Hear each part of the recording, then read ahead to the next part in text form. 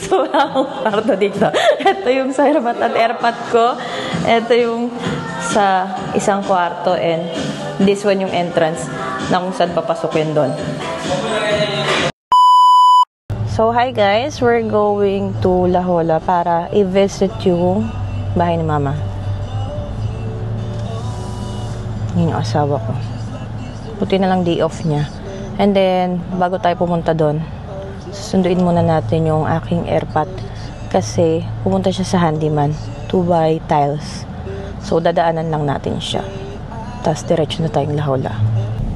So, iyan, susunduin na namin si Papa. We're on the way.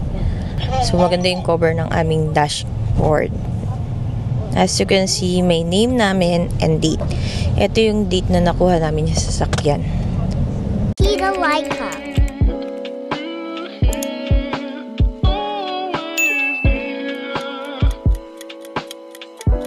So, napakainit talaga sa labas, day. Grabe. Imagine, winabike lagi ng papa ko yung papunta doon. Ano na sa kanan? Ito, sa likod. Hindi, ito sa harap. Ito sa likod. Oo. So, nasundo na namin si Papa and we're going to La Jolla.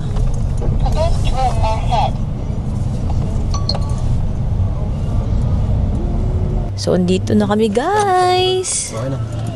So, ayan yung nag-iba nung nakaraan. Ngayon, okay na siya.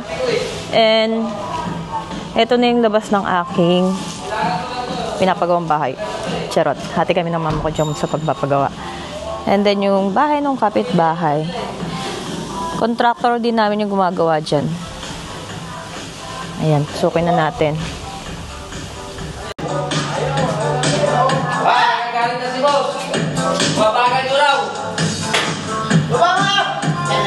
Ay, kuya. Ito yun, yung chandelier. So, ito kasi yung dinagdag or inadjust sa may likodan, yung hinukay. So, ito yung magiging kwarto ng lola ko. So, medyo malawak siya compare dun sa kwarto niya ngayon dun sa may green breeze.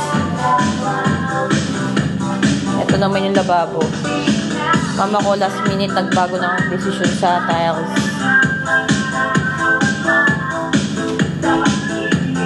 Naman yung magiging storage room and lagayan ng TV. Akit tayo sa taas. So, every steps, nilagyan nila ng ganito.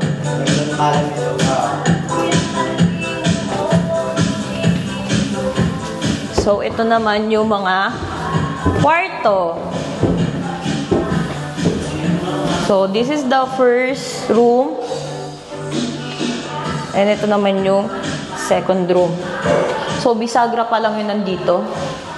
So, yan yung papasok niya. So, ito yung kwarto ng aking airmat at saka airpad. So, sila yung nasa may tabi ng balcony or terrace. Ayan. Ayan yung terrace, guys.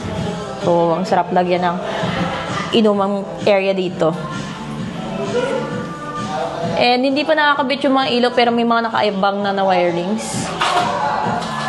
Dala namin kaninang chandelier dito siya ilalagay. So, medyo mahaba siya ng konti. And this one, ayan. Cabinet pala. Pinalagyan ng cabinet ng airmat ko. Hindi ko alam kung nilalagay niya dito kung anik-anik. Mahilig kasi yung mag-display. So, pasensyahan mo na yung airpot ko. Medyo maingay po talaga siya. So, wala akong kwarto dito. Ito yung sa airmat at airpot ko. Ito yung sa isang kwarto and this one yung entrance na kung saan papasukin doon. So far, so good. Ayan. Almost finished na. So, ito lang muna ang pinadala, bisagra. Kasi magpipintura pa naman po kami. Ganda. Kung nakita niyo yung vlog ko before, malayo na siya sa bahay na pinuha namin before. So, ang laki na ng difference niya. And yung tiles, White. May mga ganito yung hagdanan. Kasi may pagkasyo nga kami mag-iina. Kaya sakto talaga may ganyan.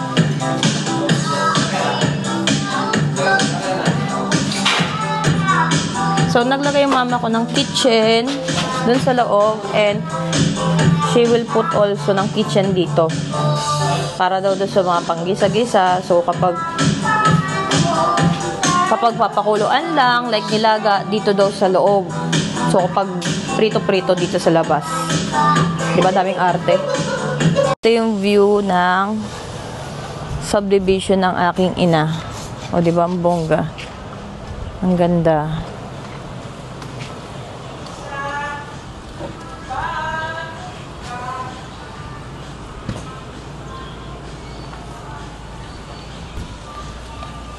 So, mga ilang weeks na lang matatapos na yan ang tuluyan tong bahay na to. And ayun, medyo makakahinga-hinga na tayo ng maluwag, guys.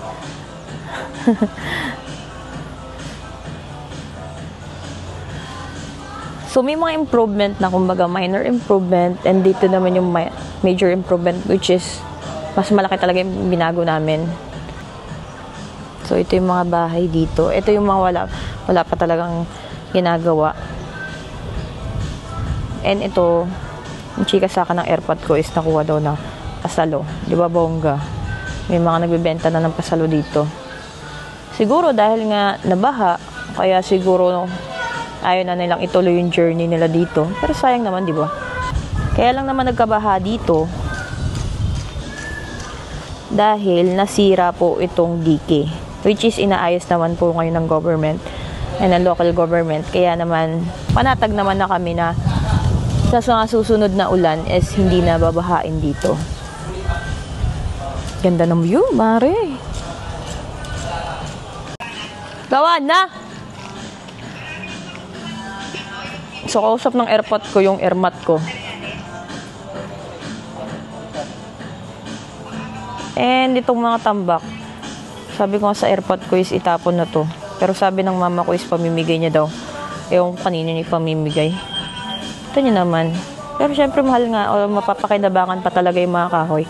Pero ang laki kasing hambala dito. Pero matigas ulo ng airmat ko. Bahala na siya dyan. Uuwi na ang mga person.